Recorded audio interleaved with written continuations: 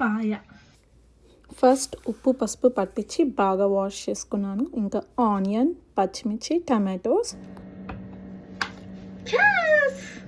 ఎండు కొబ్బరి, కొద్దిగా గసగసాలు, కొద్దిగా ధనియాలు, మిరియాలు ఘాటుగా ఉండాలి. సో దానికి మిరియాలు బాగానే వేస్తాను నేను. ఇలాచీ ఫ్లేవర్ చాలా నచ్చుద్ది, ఇలాచీ వేసాను. సో దాల్చిన చెక్క,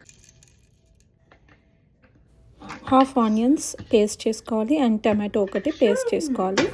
ఇంకా కళాయి పెట్టుకొని ఆయిల్ వేసుకోవాలి. అందులో మిర్చి, ఆనియన్స్, అల్లం పేస్ట్ మగ్గాక పాయ వేసేసుకొని ఉప్పు, కారం, పసుపు వేసి బాగా ఫ్రై అవ్వనివ్వాలి. ఇప్పుడు అందులో ఆనియన్ పేస్ట్ ఇంకా టమాటో పేస్ట్ పెట్టుకున్న పొడి మసాలా.